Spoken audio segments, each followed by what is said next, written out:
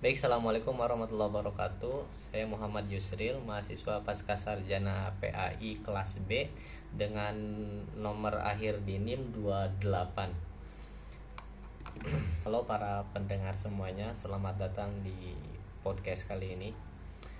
Insya Allah pada episode ini kita akan membahas topik yang sangat relevan dalam dunia pendidikan dan pengembangan profesional. Jadi temanya adalah teknik supervisi individual dan kelompok, kemudian pelaksanaan PTK, penelitian tindak kelas, serta bagaimana penggunaan internet dapat mendukung supervisi yang lebih efektif. Sebenarnya beberapa sudah saya siapkan materinya, sudah saya rangkum dan akan saya sampaikan agar para pendengar semuanya bisa memahami secara ringkas, secara efektif dan juga tidak terlalu kesulitan dalam memahami materi tersebut. Jadi saya ulangi, pembahasan kali ini adalah teknik supervisi individual dan kelompok serta pelaksanaan penelitian tindak kelas serta bagaimana internet dapat mendukung supervisi yang lebih efektif. Yang pertama adalah teknik supervisi individual. Kita harus tahu dulu pengertiannya itu apa. Jadi pengertian supervisi individual adalah bentuk supervisi yang diberikan secara pribadi kepada seseorang dengan tujuan untuk mendalami kekuatan dan kelemahan individu dalam menjalankan tugasnya. Dalam konteks pendidikan, supervisi ini biasanya diterapkan kepada pengajar atau guru untuk meningkatkan kompetensi mereka dalam proses belajar mengajar. Ini supervisi individual. Misal kalau di sekolah itu berarti ada kepala sekolah yang mensupervisi guru-gurunya dalam pengajaran. Tindak kelas di kelasnya itu seperti apa dia mengajar, pembukaannya bagaimana, interaktifnya bagaimana, komunikasi dengan muridnya seperti apa. Nah, itu kemudian disupervisi atau diobservasi. Nah, metodenya yang bisa digunakan dalam supervisi individual ini adalah satu, metode langsung, dua, diskusi dan wawancara, yang terakhir refleksi diri. Observasi langsung itu gini, mereka melakukan pengamatan secara langsung terhadap kinerja individu, misalnya observasi pengajaran di kelas yang barusan sudah saya jelaskan. Guru mengajar, kemudian supervisi atau kepala sekolah atau siapapun yang bertugas yang sebagai untuk orang yang menilai itu melakukan pengamatan seperti apa dia mengajar. Yang kemudian yang kedua adalah diskusi dan wawancara, mengadakan pertemuan tatap muka untuk mendiskusikan masalah yang dihadapi serta memberikan masukan atau saran perbaikan. Yang terakhir refleksi diri, membantu individu untuk merefleksikan praktek mereka sehingga mereka dapat melihat area mana yang perlu ditingkatkan.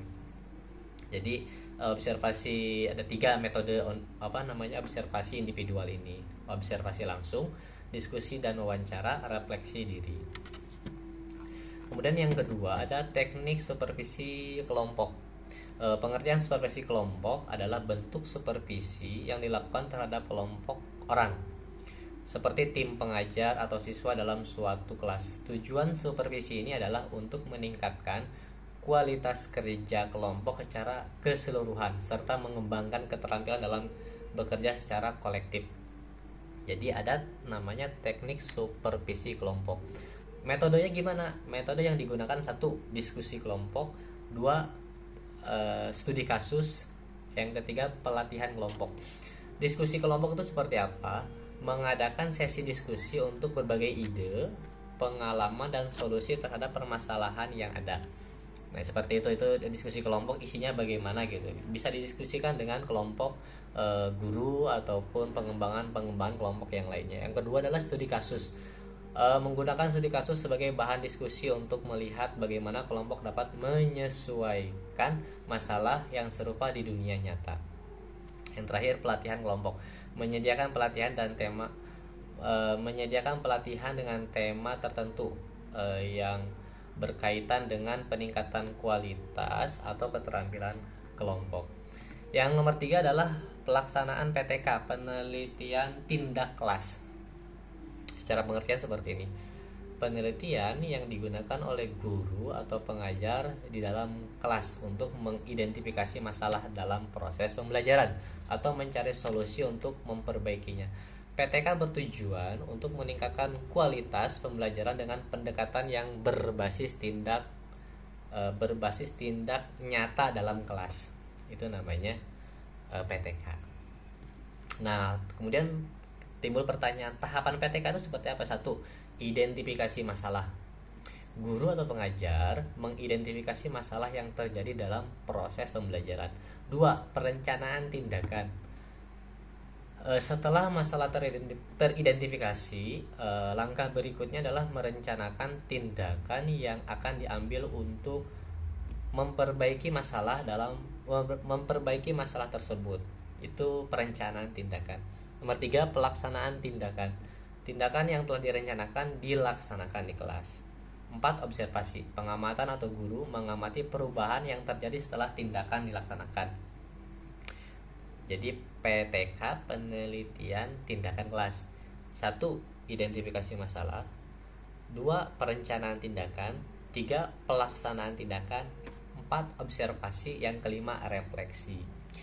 Untuk mengevaluasi efektivitas tindakan yang merencanakan langkah selanjutnya. Itu namanya PTK. Nah, yang terakhir adalah penggunaan internet untuk supervisi. Supervisi berbasis internet merujuk pada penggunaan teknologi digital untuk melaksanakan supervisi baik secara individual maupun kelompok. Internet memungkinkan supervisor untuk tetap terhubung dengan individual atau kelompok yang disupervisi meskipun berada di lokasi yang berbeda. Jadi ada namanya supervisi berbasis internet. Jadi kita melakukan supervisi melalui video call. Nah, platform yang digunakan itu bisa webinar. Jadi bisa dalamnya itu sesi pelatihan atau diskusi yang dilakukan secara online. Yang kedua, video call, menggunakan aplikasi video call seperti Zoom, Google Meet untuk melakukan pertemuan jarak jauh. Ketiga, forum diskusi online, platform yang berdiskusi secara sinkron seperti forum atau grup WhatsApp atau Telegram kan bisa. Learning Management System atau LSM, sistem yang memungkinkan pembelajaran online dan memfasilitasi pengelolaan tugas, ujian, dan umpan balik dalam pembelajaran. Nah, itu merupakan pembahasan terkait supervisi PTK tindak kelas tadi, yang kemudian penggunaan supervisi yang berbasis internet. Nah, ini terakhir. Jadi ada tip dan best practice ya. 1. Supervisi yang efektif. Jaga komunikasi terbuka dan saling mendukung baik secara tatap muka maupun online. Menggunakan teknologi, pilih platform yang tepat yang dapat mendukung tujuan supervisi dan memudahkan komunikasi antara supervisor dan individual ataupun kelompok. Yang terakhir nih, evaluasi dan umpan balik. Berikan umpan balik yang konstruktif dan tepat waktu untuk membantu perkembangan individual atau kelompok. Nah, itu secara cepat saya sampaikan. Mungkin tidak tidak ada dialog komunikasi karena ini durasi gitu kan. Jadi demikian tadi pembahasan ini. Sebagai penutup adalah semoga pembahasan tentang teknik supervisi individual dan kelompok serta pelaksanaan PTK serta penggunaan internet untuk supervisi dapat memberikan wawasan baru dan berguna untuk kita semuanya. Kemudian jangan lupa untuk terus belajar dan menerapkan teknik-teknik ini untuk meningkatkan kualitas pengajaran dan pengembangan materi. Demikian materi podcast ini, saya rasa cukup. Kita bisa kembangkan lagi secara individual, membaca di internet ataupun yang lainnya. Terima kasih, saya Muhammad Yusir. Assalamualaikum warahmatullahi wabarakatuh.